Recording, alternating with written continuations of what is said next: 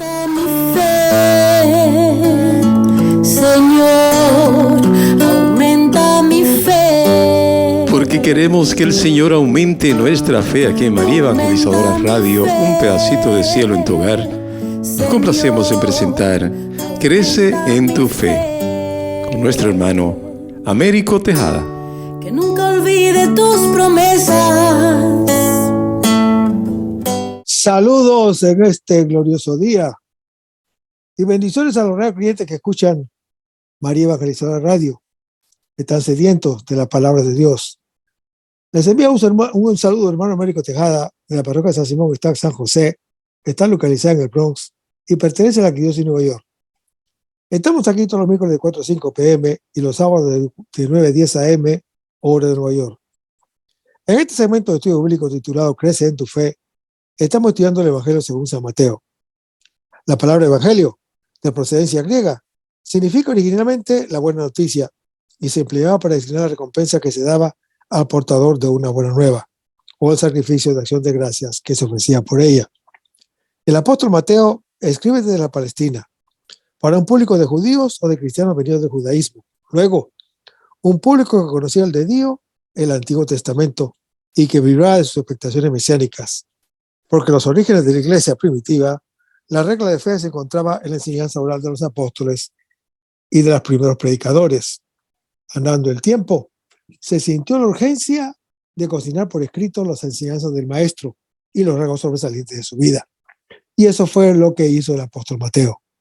Estamos en el capítulo 14 del Evangelio según San Mateo, pero vamos a comenzar con una oración y lo hacemos en el nombre del Padre, del Hijo y del Espíritu Santo. Señor, que todo lo que hagamos este día inicie con tu bendición y termine con tu ayuda. Que todo lo que digamos este día sea motivado por tu amor e inspirado por tu gracia. Que nuestras obras de este día reciban tu inspiración y perduren en tu paz. Todas estas cosas, Padre Celestial, te las pedimos en el luz y poderoso nombre de tu Hijo Jesús, que vive y reina en el nombre del Espíritu Santo, quien es Dios, por los siglos de los siglos. Amén. Los correctos estudios bíblicos son dados al Padre Félix Trux, al Padre Silvano Fausti, a la Biblia de Jerusalén y a la hermana Evelyn Morán y su ministerio de música. A los hermanos y hermanas que viven en el Bronx, para invitarlos a nuestro ciclo de oración de la parroquia San Simón, que está en San José, que está localizada en el 2191 Valentine Avenue, esquina calle 182, comenzando con la misa a las 10:30 p.m. todos los viernes por la noche. Decíamos que estábamos en el capítulo 14 del Evangelio según San Mateo, y decíamos que por eso vemos al comienzo de esta sección la buena voluntad, pero también la debilidad del apóstol Pedro, que camina sobre las olas, pero se hunde por su poca fe. Al final de esta sección, nos presenta al Señor Jesús en el momento en que une a Pedro consigo en sus privilegios extraordinarios, como hijo en la casa de Dios. Pues, cuando le reclaman un didracma como impuesto para el templo de Jerusalén, el Señor Jesús afirma su excepción de tal tributo por razón de ser hijo propio de Dios. Sin embargo, hermano que me escuchas, produce milagrosamente el dinero, pero en una moneda de valor doble del didracma, un estáter. Y con esta moneda única e indivisible, paga a la vez por sí mismo y por el apóstol Pedro. Esto, hermano que me escuchas, no carece de valor simbólico, pues asocia al apóstol Pedro en los privilegios del Señor Jesús. En el medio, entre estos dos episodios, está el famoso relato de la confesión de fe del apóstol Pedro y del privilegio de las llaves que Jesús le otorga como a la roca sobre el cual él va a construir su iglesia. Y lo podemos leer en Mateo capítulo 16, pero ya llegaremos allá. Esto ha de bastar por el momento para ubicar el alcance de esta sección entera del apóstol Mateo en su capítulo 13. El final de este capítulo mismo se dividen en tres partes. Habla de dos erróneas identificaciones que, por falta de fe, se dan al Señor Jesús. A saber, de parte de sus compueblanos de Nazaret y de parte del rey Herodes. También trata del pan milagroso y muestra la fe todavía débil y quebradiza de los discípulos. Al final de este capítulo nos presenta a Jesús a frente con sus comprobanos de Nazaret. Observamos una cosa muy curiosa. Los que mejor le conocen desde pequeño, los que han sido sus compañeros de escuela y sus amigos de juventud y adolescencia, los que han sido sus clientes de la carpintería de Nazaret y que se sientan diariamente en las mesas que él ha fabricado, duermen en las camas que él ha trabajado, viven en las casas que él ha construido, esos mismos lo rechazan cuando él tiene la osadía de elevarse como un águila por encima de su ambiente pueblerino, cuando se atreve a alzarse cual alondra por encima de su mezquino mundito de aldea. Su reclamación divina les causa escándalo. Aquí palpamos algo de la paradoja de la encarnación, aquella maravilla de condescendencia y misericordia de Dios, de hacer que su Hijo amado tomara carne para que así, en su carne real y humana, fuese nuestro camino hacia el Padre, nuestro instrumento universal de salvación. Esa maravilla inefable se convierte en obstáculo de fe, se convierte en obstáculo e impedimento de salvación para los que más familiarizados están con el aspecto humano del Señor Jesús, los miembros de su propia familia, los miembros de su propia aldea, los miembros de su propia nación. Pues Nazaret está aquí como símbolo de toda la nación a la que Jesús pertenecía. La incredulidad de la gente, de su pueblo, simboliza la incredulidad de toda su nación. Por eso, hermano que me escuchas, no en balde está esta escena de Nazaret en el medio entre aquel otro episodio de Nazaret donde Jesús llevaba una vida sumisa y obediente, como lo anuncia Mateo capítulo 2. Y esa escena cargada de significado, cuando Jesús es formal y definitivamente rechazado por el pueblo elegido, en la presencia del sumo sacerdote Anás y el sumo sacerdote Caifás, que son sumos sacerdotes y representantes oficiales de Israel, como lo anuncia Mateo capítulo 27. Por el momento, los del pueblo de Nazaret, como símbolo de todo Israel, exigen que Jesús paternice sus reclamaciones con milagros ostentosos, cosa que el Señor Jesús no puede hacer, pues el milagro presume que primero haya fe y no al revés. Pero aquí aplica lo que San Pablo dice: los judíos exigen milagros y los griegos sabiduría, pero la locura de Dios es más sabia que la sabiduría de los hombres, y la debilidad de Dios es más poderosa que el poder de los hombres. Lo anuncia en 1 Corintios capítulo 1. Pero, mientras tanto, se comprueba cómo sus familiares y compueblanos desconocen la verdadera identidad del Señor Jesús, cual enviado de Dios, en quien opera el Espíritu Santo. Hermanos, reconocer esto hubiera sido la respuesta a su pregunta: ¿de dónde le viene todo esto? Pero son incapaces de reconocer la fuerza del Espíritu Santo en él. Por eso lo consideran meramente como un traumaturgo ambulante, un charlatán que no merece ni fe ni confianza. Así manifiestan que son sus verdaderos hermanos o familiares. Pues para ser hermano del Señor Jesús, no importan los lazos de la sangre, sino la fe firme en Él. De esta manera, hermano que me escuchas, este pasaje opone los hermanos según la fe a los hermanos según la carne del Señor Jesús. Por lo demás, sobre esos hermanos que aquí se mencionan, ya hemos dicho en otras ocasiones que la palabra hermano puede significar dos cosas.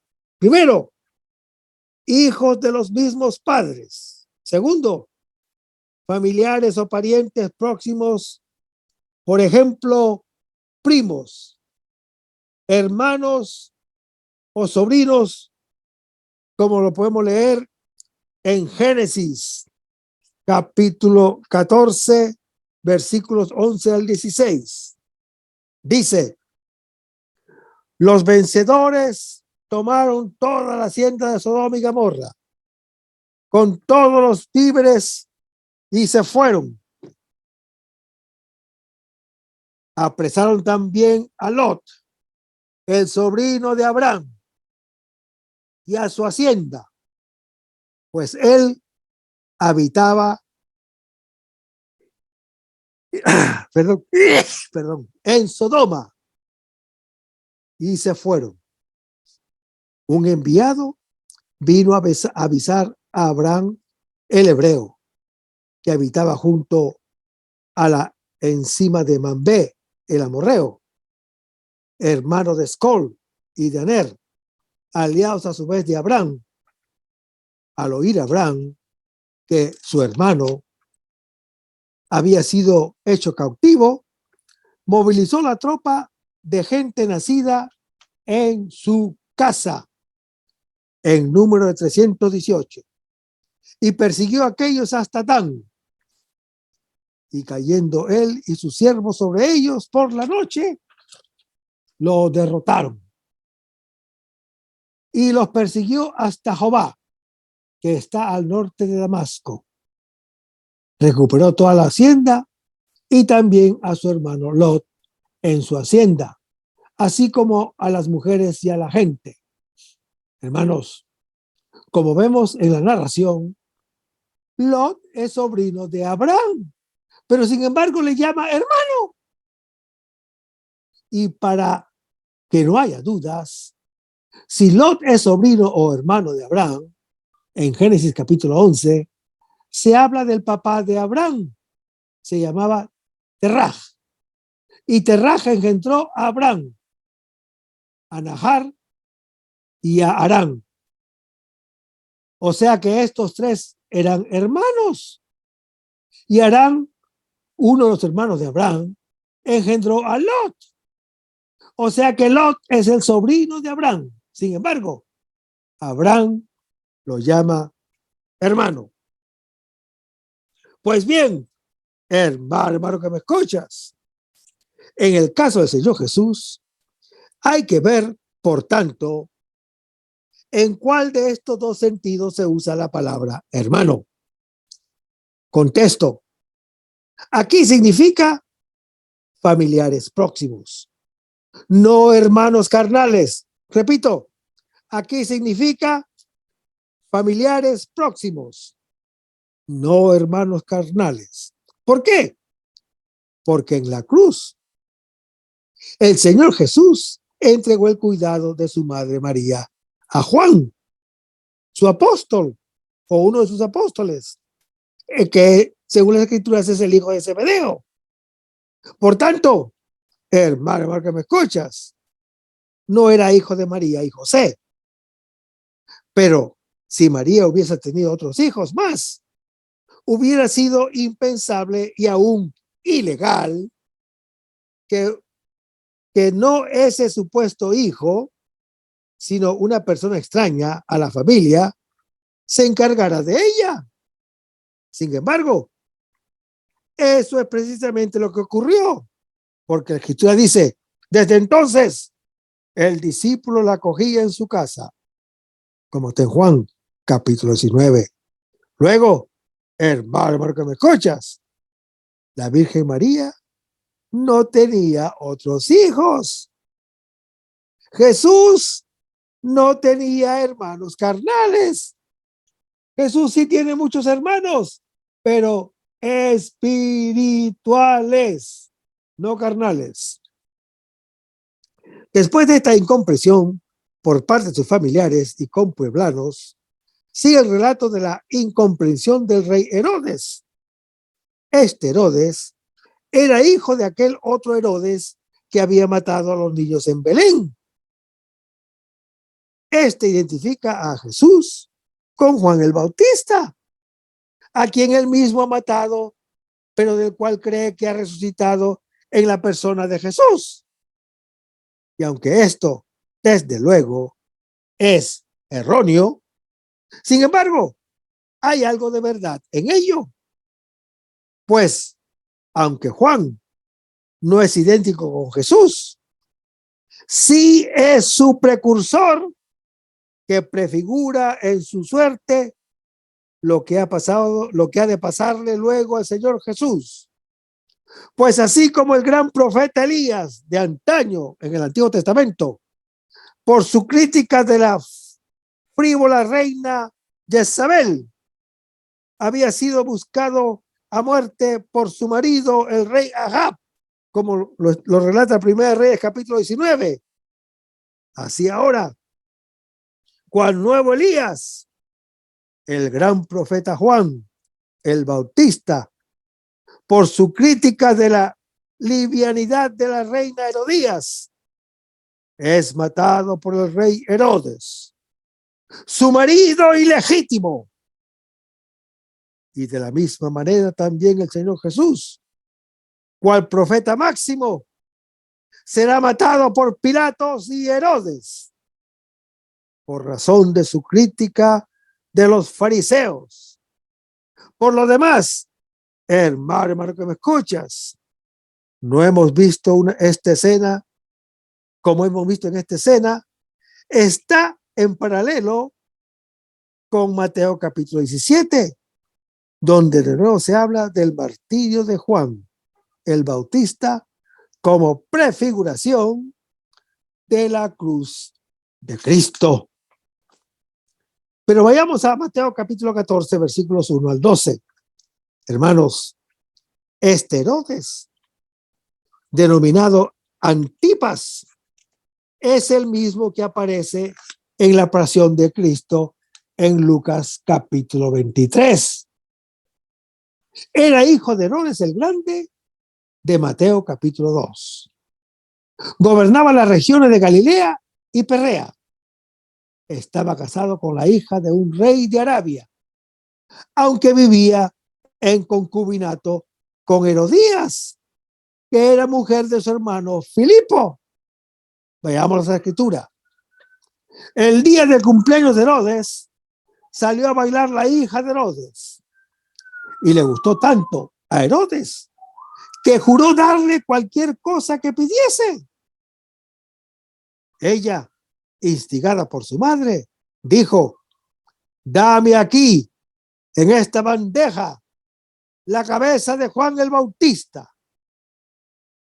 Hermanos, el historiador judío nacionalizado romano llamado Flavio Josefo afirma que este episodio ocurrió en la fortaleza de Maqueronte y que la hija de Herodías se llamaba Salomé. Ahora, la iglesia enseña que no deben hacerse juramentos con ligereza, como lo hizo el rey Herodes, pues la santidad del nombre divino exige no recurrir a él por motivos fútiles. Mucho menos caben los juramentos o promesas de orden inmoral. Y si se han hecho, no deben cumplirse. Hermanos, esta primera multiplicación de los panes ciertamente toma lugar en la orilla este del lago de Tiberias, es decir, en territorio pagano. Sin embargo, dicen explícitamente que el público allí congregado le había seguido desde Galilea. O sea, eran judíos. Esto es importante porque así vemos el contraste con la segunda multiplicación de Mateo capítulo 15, que será para un público pagano.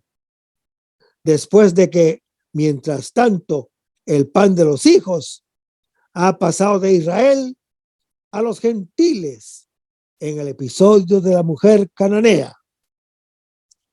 La segunda cosa que observamos es la desproporción grande entre los solo 5 panes y los 5,000 hombres que de ellos comen. Esto, hermano que me escucha, recuerda el milagro del profeta Eliseo, que con 20 panes alimentó a 100 hombres. Lo pueden leer en 2 de Reyes capítulo 4. Así vemos el contraste con el milagro del Señor Jesús, que lo supera infinitamente en poder y eficacia. La tercera cosa es el lugar. Lo dice que es solitario, es decir, es el desierto. Esto enseguida nos acuerda del milagro de Moisés que dio el maná en el desierto. Al hacer el Señor Jesús un milagro semejante, en lugar semejante, se manifiesta como el nuevo Moisés, o mejor dicho, más que Moisés está aquí, dijo el Señor Jesús. Pues Jesús hizo el milagro por su propia fuerza, donde en el caso del maná no lo hizo propiamente Moisés, sino lo hizo Dios. No fue Moisés el que os dio el pan del cielo, sino es mi Padre quien os da el verdadero pan del cielo. Lo dice el Señor Jesús en Juan capítulo 6. Por lo demás, hermano que me escuchas, este pan del cielo, presentado aquí por el pan multiplicado, es símbolo del propio Señor Jesús, en cuanto que Él, como objeto de nuestra fe y de nuestro amor, alimentará nuestra vida. Véanlo en Juan capítulo 6. Pero aún por encima de esto, la multiplicación tiene también fuertes reminiscencias eucarísticas. El Señor Jesús mismo, como el pan eucarístico. De ahí varios detalles llamativos que nos recuerdan enseguida la Eucaristía. Así el Señor Jesús levanta los ojos al cielo y pronuncia la bendición, como lo hará en la última cena sobre la Eucaristía. Luego partió el pan, lo cual en los días de los apóstoles era el término técnico para indicar la celebración eucarística, como lo pueden leer en Hechos capítulo 2 y en adelante. Los trozos sobrantes no se pierden, sino son guardados cuidadosamente, porque todavía hoy día los cristianos orientales llaman así a las formas consagradas que después de la misa hayan sobrado. Además, hermano que me escuchas, fíjate cómo el Señor Jesús insiste en que no es Él personalmente el que distribuye el alimento a la gente, sino que de esto encarga a sus apóstoles cuando les dice, dadles vosotros de comer. Y partiendo el pan, lo dio a sus discípulos y los discípulos lo dieron a la gente. Hermanos, esto no está en balde. Esto indica la función de los ministros de los sacramentos en la Iglesia Católica. Por eso también es significativo el que sobren precisamente 12 canastos para que cada apóstol, después de la ascensión del Señor Jesús, tenga un canasto lleno de que pueda seguir repartiendo infatigablemente día tras día el pan del Señor Jesús a la humanidad hambrienta. Pero vayamos a Mateo capítulo 14, versículos 13 al 21. Hermanos, aquí y en Mateo capítulo 15, como en Marcos 6 y Marcos 7 o Marcos 8 también, recogen dos tradiciones muy antiguas del mismo suceso. Las dos se apoyan en relatos del Antiguo Testamento, como en los tiempos del profeta Eliseo, cuando multiplicó el aceite para favorecer a la viuda de uno de sus discípulos que había muerto. O como cuando con 20 panes dio de comer a 100 hombres en Segunda de Reyes capítulo 4. O como cuando Yahvé hace llover pan del cielo, que es el maná, en Éxodo capítulo 16. O como cuando Yahvé les da codornices, como está en Números capítulo 11. El gesto del Señor Jesús se entendió desde muy pronto como preparación de la Eucaristía, cuando levantó los ojos al cielo, pronunció la bendición y partiéndolos, dio los panes a los discípulos y los discípulos a la gente, lo mismo que hizo cuando instituyó la Eucaristía. Leamos las Escrituras.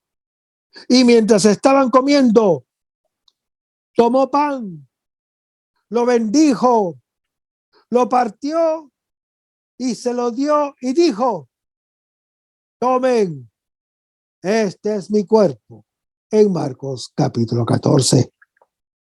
Hermanos, el Señor Jesús no solo satisface la necesidad corporal de la muchedumbre, sino que con sus gestos, que son muy semejantes a los de la institución de la Eucaristía, anuncia el banquete mesiánico en el que Él es el anfitrión y el alimento.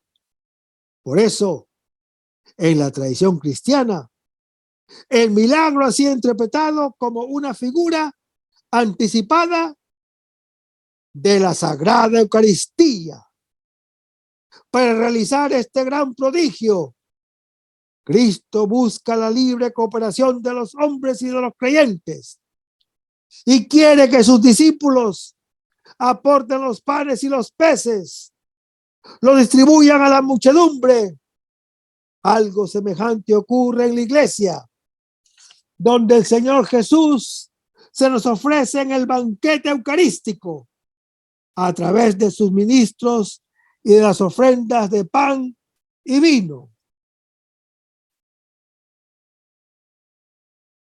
En el último episodio, el de la travesía del lago, somos confrontados con la fe todavía débil y coediza aún de los propios apóstoles.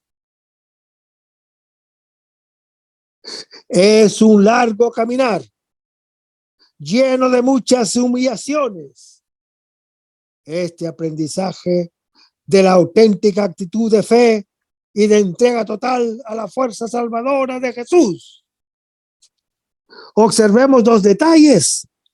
Primero, la ausencia visible del Señor Jesús desanima enseguida a los discípulos. El primer viento contrario, los primeros reveses, ya les hunden su fe.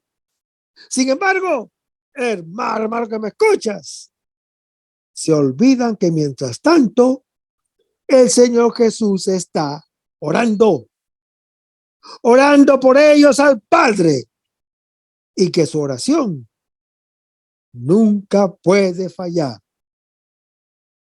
Aquí nosotros pensamos en la ausencia visible del Señor Jesús desde su ascensión hasta su segunda venida. No lo vemos. El viento nos es contrario. Nuestra fe flaquea. Pero sepamos que el Señor Jesús mismo, mientras tanto, en la santa montaña del cielo, ante el trono de Dios, está orando incesantemente por nosotros los creyentes, y que volverá en el momento menos pensado para confrontar e imponer soberanamente su calma al viento y a las olas. Lo pueden leer en el Salmo 93. La segunda cosa es la aventura del apóstol Pedro. Esta escena prefigura lo que pasará después en la pasión. También entonces el apóstol Pedro, confiado en sus propias fuerzas y no en la oración del Señor Jesús por él, se ofrece a seguir a Jesús en cárcel y muerte, como está en Lucas capítulo 22, Mateo capítulo 26. Pero el apóstol Pedro flaquea y niega a su Señor en Mateo capítulo 26. Por ahora, confiado en sí, quiere caminar con el Señor Jesús, o sea, con Cristo, en el peligro. Pero enseguida, esa fe meramente humana derrumba bajo las amenazas. Solo la mano poderosa del Señor Jesús, no su propia jactancia, puede salvar. Qué tremenda lección a que tengamos fe. Hermano que me escuchas. Sí, pero una fe humilde, una fe confiada solo en la fuerza del Señor Jesús, no en nosotros mismos. Solo así llegaremos a experimentarlo como al Hijo de Dios, que nos asocia consigo en su victoria sobre el mundo, haciéndonos con él caminar sobre las olas más feroces de la vida. Pero vayamos a Mateo capítulo 14, versículo 22 al 36. Hermanos, el apóstol Mateo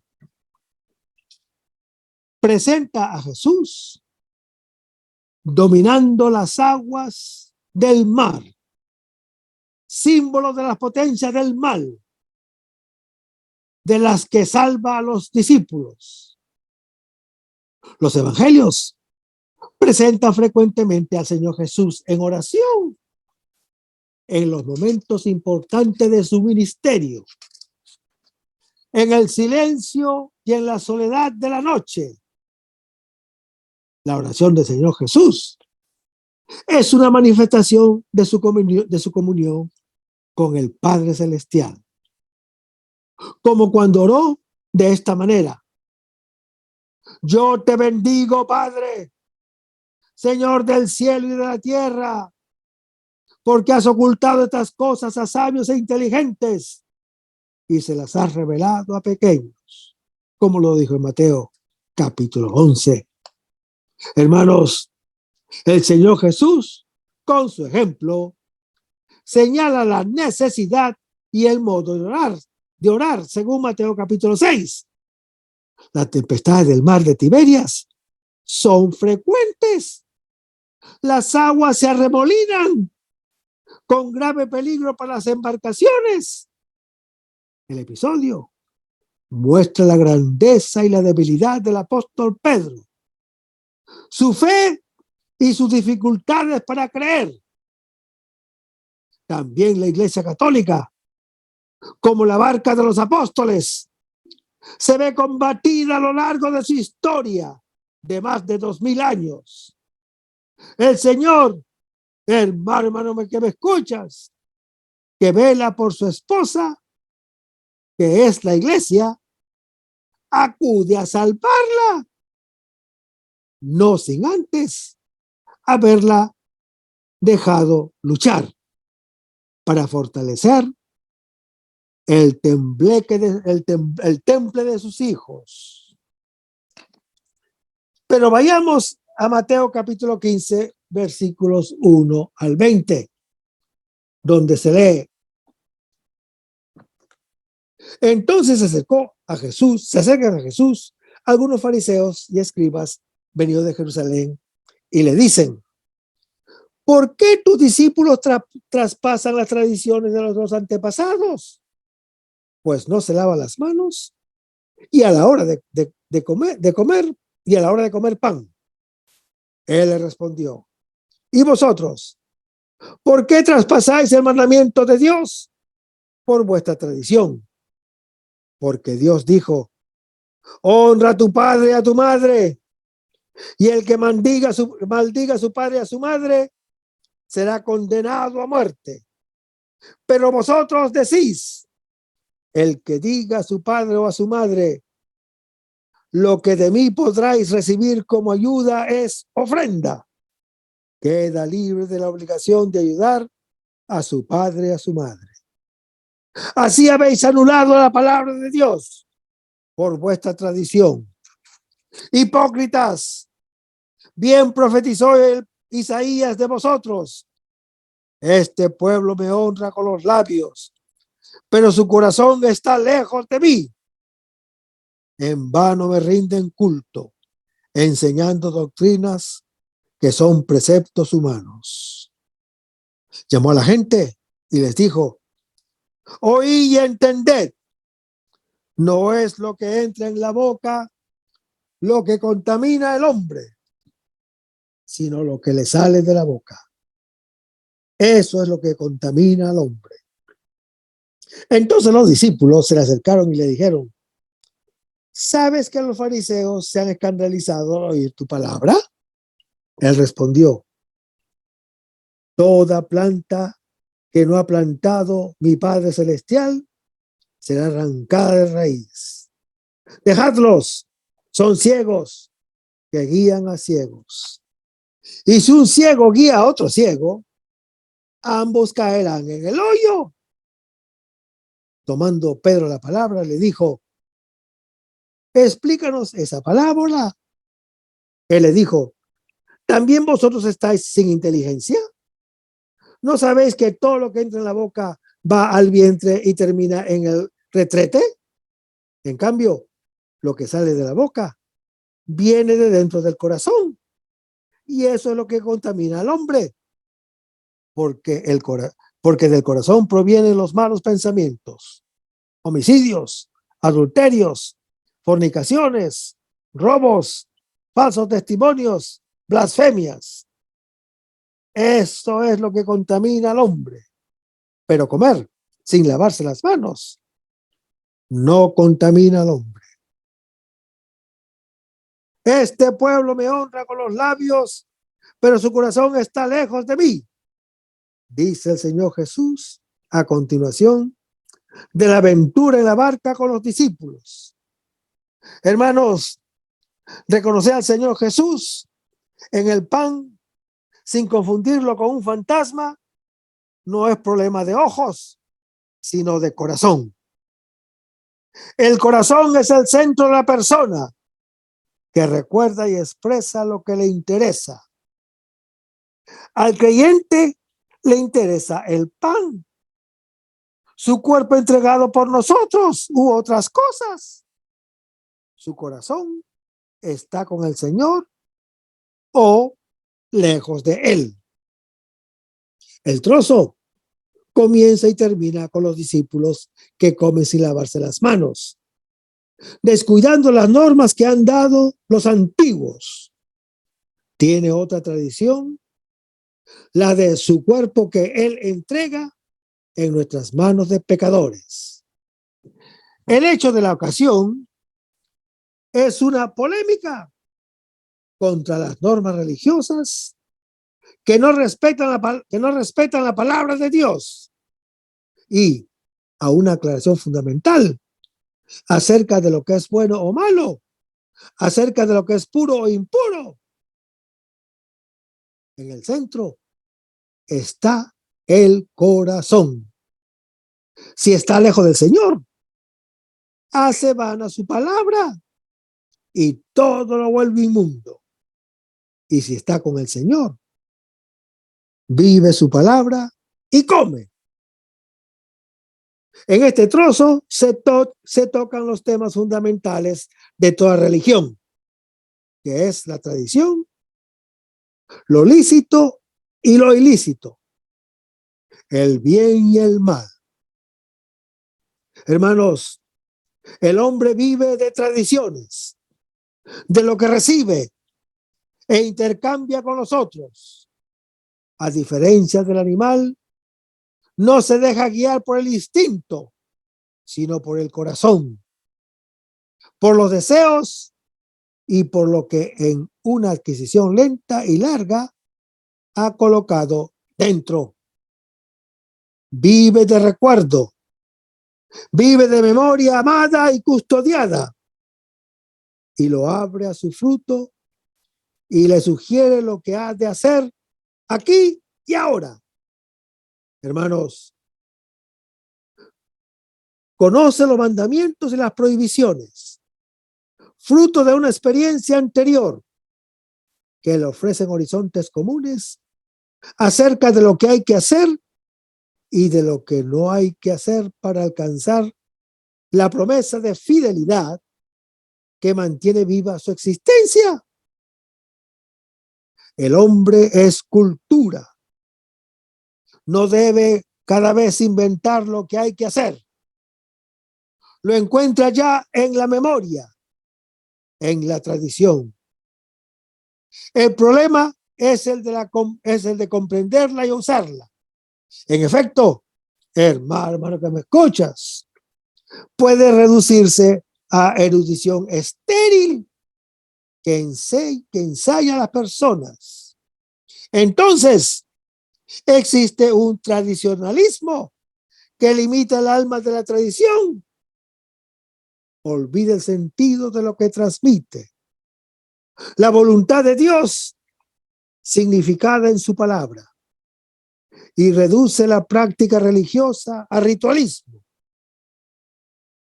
En este caso, la tradición viene a ser instrumento de opresión y de muerte. Un cúmulo de fórmulas vacías, con un corazón alejado de Dios y de los hombres. Lo puro y lo impuro, lo lícito y lo ilícito, el bien y el mal.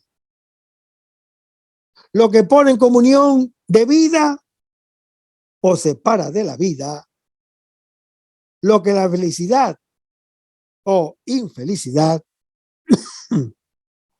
depende en esta última instancia, no de la tradición ni de las reglas que clasifican cosas o acciones, sino del mismo corazón. Todo es bueno en la medida en que se vive con un corazón puro. El corazón puro ve a Dios libre del egoísmo, refleja su bondad y florece en cada fruto bueno. Un corazón impuro, alejado de Dios, produce obras de muerte. El bien viene del corazón vivificado por el espíritu de amor, el cual viene de un corazón poseído por el espíritu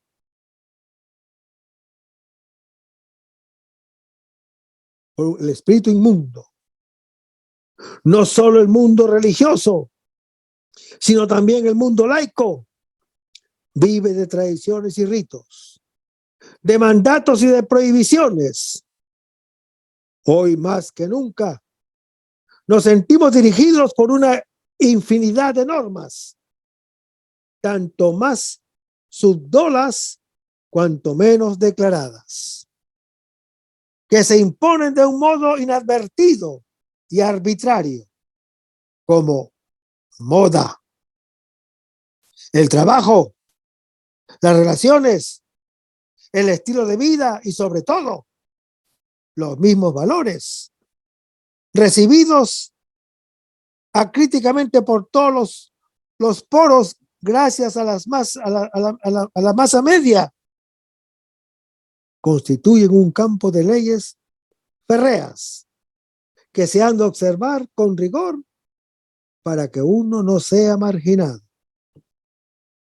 Hermanos, es necesario medir todo esto sobre la palabra y sobre el pan. Sobre la palabra que se hace pan, ayudan en menor o menor medida a amar a los hermanos, producen frutos venenosos o buenos. Todo el trozo se refiere al alimento. El hombre es lo que come a través de los canales de sus sentidos y asimila a través de sus facultades, o mejor, es como come. ¿Con qué corazón? ¿Con qué espíritu come? Hay que verificar si comemos de una u otra forma según la tradición que Jesús nos ha dejado. Si vivimos o no de la memoria de Él, que dio su cuerpo por nosotros los creyentes. Hermanos, el Señor Jesús es nuestra tradición fundamental. Es la medida de todas las otras. La Iglesia tiene en su centro la Santa Eucaristía. Sabe que el verdadero culto espiritual, agradable a Dios, es nuestro mismo cuerpo. Lo anuncia el apóstol Pablo en su epístola a los Romanos, capítulo 12, que come y vive de esta tradición que es la del Hijo de Dios. Y el versículo 1 se lee: entonces se acercaron al Señor Jesús. Se acercaron a Jesús algunos fariseos y escribas. Los fariseos son los que observan las tradiciones. Los escribas son las que las conocen. Fariseo significa separado. Es uno que es puro, diferente de los otros. Su santidad es muy diferente a la del Señor Jesús, porque dicen que Él es un comilón y bebedor, amigo de publicanos y pecadores, como tengo Mateo capítulo 11. Siempre son enemigos del Señor Jesús. Escriba significa el que escribe. Es el experto en escritura. Está llamado a descubrir el tesoro, como tengo Mateo capítulo 8. Los fariseos y los escribas se incomodan al venir desde Jerusalén con tal de fastidiar a los discípulos que comen descuidando sus prescripciones, como en Gálatas capítulo 2. Y en el versículo 2 se lee: ¿por qué tus discípulos traspasan las tradiciones de los antepasados? Hermanos, la tradición es el conjunto de las interpretaciones de la ley mosaica, transmitida por los antiguos, que luego se fijó en el Mishnah o en el Talmud. La tradición es lo que se transmite de uno a otro para que uno sepa cómo ha de vivir sin tener que inventar cada vez. Es la sedimentación de la experiencia y de la reflexión de quien nos ha precedido en el camino de búsqueda de la verdad. Seguimos leyendo el versículo. No se lavan las manos a la hora de comer el pan. Los discípulos comen pan sin hacer antes las abluciones tradicionales. Para ellos, la tradición nueva es la del pan. Su cuerpo dado en las manos de los pecadores. Por más que se lave uno las manos, nunca es bastante puro para merecer ese pan, que en cambio se da a quien traiciona, a quien reniega, a quien huye, según Mateo capítulo 26. Y en el versículo 3 se lee: ¿por qué traspasáis el mandamiento de Dios por vuestra tradición? Hermanos, el Señor Jesús responde contraatacando. Nuestra tradición no tiene un valor absoluto, es ambigua, incluso puede quebrantar el mandato de Dios, que es el amor al Padre y a los hermanos, como está en Mateo capítulo 7. Es lo que el Señor Jesús realizó con su pan, su cuerpo que Él entrega por nosotros. Y el versículo 4 se lee: honra a tu padre y a tu madre. Es la cuarta de las 10 palabras, el mandamiento más obvio. Responder con amor al amor de los padres es la raíz misma de la vida. Es la posibilidad de recibirla y transmitirla. Y el versículo 5 se lee: lo que de mí podráis recibir como ayuda es ofrenda a Dios. Es la tradición del Corbán. Consiste en consagrar a Dios unos bienes que así se vuelven sagrados, inalienables. No se puede desatinar ni a los padres ni a los hijos. Solo puede disfrutarlos el interesado cuando vive y luego pasan al templo de Jerusalén.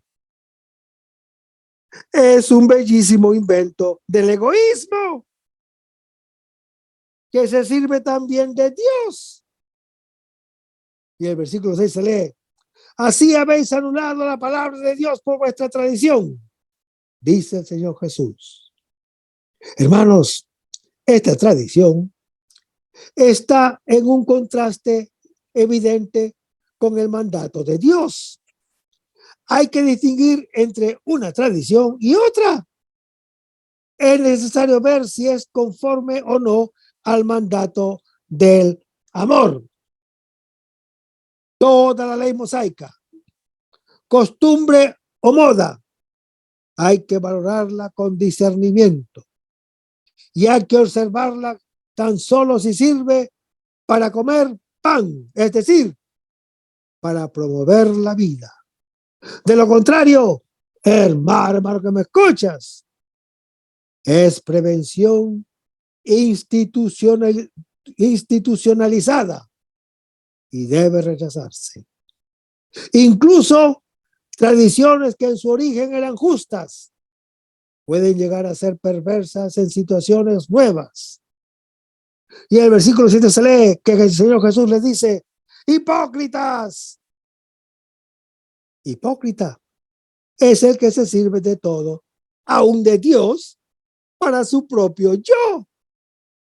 Y en el versículo 8 se lee: este pueblo me honra con los labios, pero su corazón está lejos de mí, como lo anuncia Isaías, capítulo 29 y el Salmo 78. Hermanos, existe una religiosidad exterior, hecha de palabras, hecha de oraciones y ritos, siempre más correctos y solemnes, pero que ignora la tradición del pan y no vive concretamente el amor al Señor y confunde con la realidad los fantasmas de las propias devociones. No se debe amar con palabras, sino con hechos y de verdad, lo anuncia 1 de Juan, capítulo 3. Incluso, hermano que me escuchas, en el campo no religioso, corremos el riesgo de observar protocolos siempre más exigentes que la pura apariencia.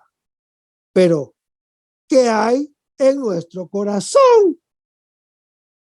Y en el versículo 9 se lee: en vano me rinden culto. Es un culto del vacío. Los preceptos que de allí derivan vacían al hombre porque hacen vana la palabra de vida. Una gran parte de la predicación profética está contra este culto. Lo anuncia Isaías capítulo 1, Jeremías capítulo 7. Y en el versículo 10 se lee: oíd y entended. Hermanos, el Señor Jesús ahora se dirige a la gente que está llamada a comprender lo que el Señor Jesús dice. Y el versículo 11 se lee: no es lo que entra en la boca. En la boca entra el alimento. De la boca sale la palabra. Todo lo que existe es bueno. Es don de Dios. Lo anuncia Hechos capítulo 10. Esta afirmación del Señor Jesús es principio de libertad de todo tabú cultural. El hombre puede disponer libremente de todo. El modo como él dispone de las cosas lo hace morir o vivir. Y dispone de las cosas según lo que sale de su boca, según la palabra de amor o de egoísmo que tiene dentro. ¿Cuál es la palabra que gobierna el uso que hago de cada cosa? ¿Cuál? ¿Es palabra de libertad o de dominio, de don o de posesión, de comunión o de separación?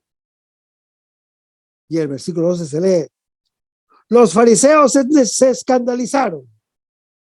Hermanos, los discípulos notan que los fariseos se escandalizan, pero es un escándalo positivo que quiere sacarlos de la hipocresía. Todo el mundo es puro. Solo un corazón impuro se lo vuelve impuro. Y el versículo 13 se lee: toda planta. El Padre ha plantado el árbol de la vida, que produce el fruto del Espíritu Santo, como lo anuncia Gálatas, capítulo 5. Todo árbol que no produce ese fruto no es suyo, es malo, lo anuncia Mateo, capítulo 7. Y será cortado. Y el versículo 14 se lee: dejadlos. Los discípulos están llamados a dejar a los fariseos. No son maestros que se han de imitar, sino que se han de evitar. Y seguimos leyendo el versículo: ciegos que guían a ciegos. No son guías iluminados, sino que son guías ciegos. Su corazón impuro no ve a Dios, sino solo al propio yo. El que lo sigue cae en la fosa. Lo anuncia Mateo, capítulo 23. Y en el versículo 15 se lee que Pedro le dijo: en el trozo encontramos progresivamente a los fariseos, a los escribas, a la multitud, a los discípulos y también al apóstol Pedro. El problema atañe a todos, en particular al apóstol Pedro, que desempeña el papel de guía. Que no vaya a ser también el ciego. Y será ciego toda vez que no haya lavado los ojos en el llanto del propio pecado que él reconozca, como está en Mateo, capítulo 26. Y el versículo 16 leemos: ¿también vosotros estáis todavía sin inteligencia? Dice el Señor Jesús. A pesar de su sí, todavía no han entendido. También en ellos existe la levadura de los fariseos y además de los saduceos. Y el versículo 17 se lee: lo que entra en la boca, hermanos, lo que entra en la boca sirve para vivir, y lo que no sirve se elimina. Y el resto, hermano que me escuchas, lo vamos a ver en el próximo segmento. Manténgase en sintonía. Vamos a despedirnos con una oración. Lo hacemos en el nombre del Padre, del Hijo y del Espíritu Santo.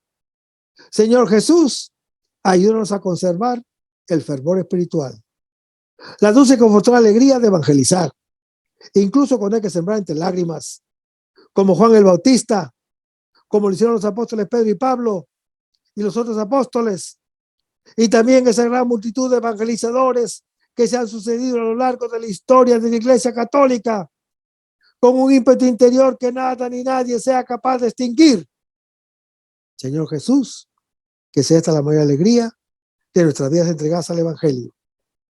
Y ojalá que el mundo actual pueda así recibir la buena nueva de tu Evangelio, porque tenemos la tarea de anunciar el reino de Dios y de implantar tu iglesia en este mundo que todavía no te conocen. Todas estas cosas, Padre Celestial, te las pedimos en el dulce y poderoso nombre de tu Hijo Jesús, que vive y reina en unión del Espíritu Santo, quien es Dios, por los siglos de los siglos. Amén. Hasta el próximo segmento. Que el Señor nos bendiga.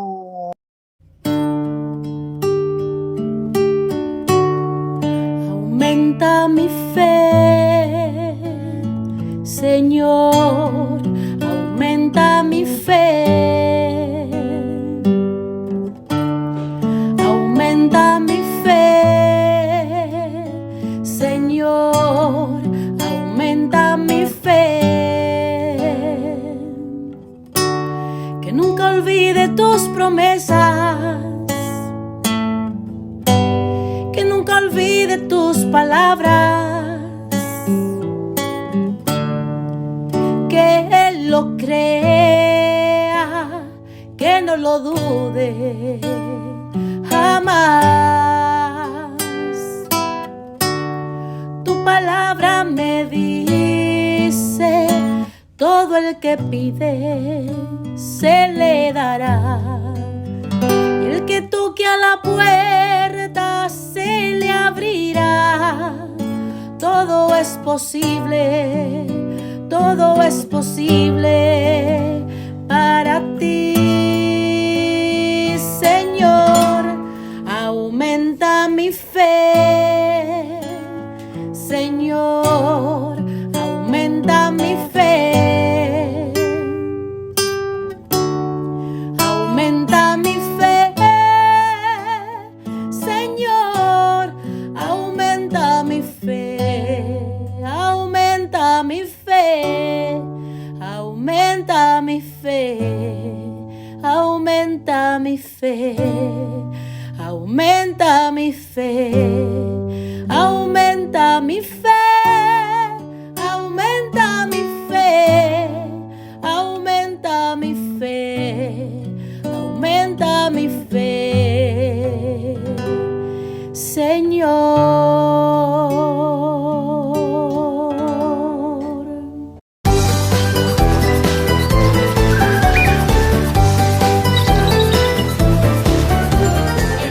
María Evangelizadora Radio. Un pedacito de cielo en tu hogar. Evangelizando para el mundo. 100% católica. Tío, yo estoy aprendiendo.